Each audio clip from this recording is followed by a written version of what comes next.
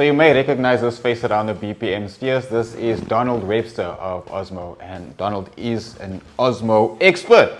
And Donald's going to take me through the application of the top oil and the Polyx. Donald, are you excited?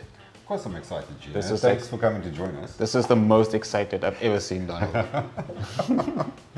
I'm always concentrating because it always, a lot of people ask me a lot of complicated questions. So, okay. I'm sure they do. Like, is this a tray? So a little bit more complicated than that, but yes, pretty much some people do. So this is cool. So this can just clip off and you chuck this away. So yes, or it's just easy to clean. Trays are easy to clean. So it comes with multiple leaves. Oh, okay. That's clever. So that's multiple trays. So once you've used the tray, you don't have to clean it. You just onto the next one and dump that, and you onto your next one. So we're only doing a sample because that is more than enough Osmo to cover at least 2 blocks of it. You literally only want to coat the tip. We do footprints onto your workpiece because it's a lot easier to spread an oil this way. So then you just join the dots. Just with the grain. So you can is it necessary? You can go cross grain if you like, so it's as not, well. Oh, because it's self-leveling, so it doesn't have to go with the grain.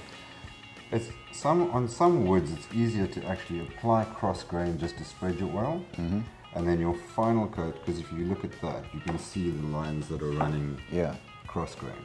Okay. So if you leave that, some of them might actually just still be there because that is heavy, uneven. Yeah.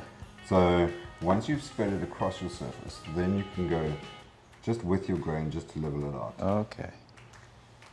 So depending on the timber you're working with, then if it's difficult to spread, you can go cross grain. And it doesn't have a heavy smell, so that's pretty cool. No. And with a brush, you can brush as much as you like because you're still going to get the correct residue left behind on your surface. Okay. So with your Osmo application, you want to be able to do that in your surface. So you can draw into your surface, and that's your wax layer that's left behind. Okay. So depending on the wood and the finish that you want, can you lightly wipe the first coat and then just give a full coat on the second one? So if you only want to put color into your pores, you can buff your first coat. Okay. So you can buff a color into your surface, and then your second coat will be a brushed coat. Okay.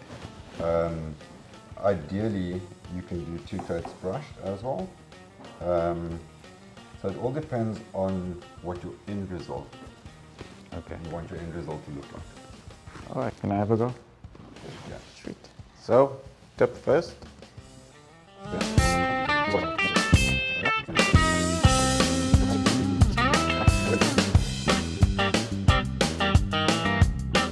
Have a look at how much was added into the tray you saw in the beginning, and we managed to do all of this with basically two of these.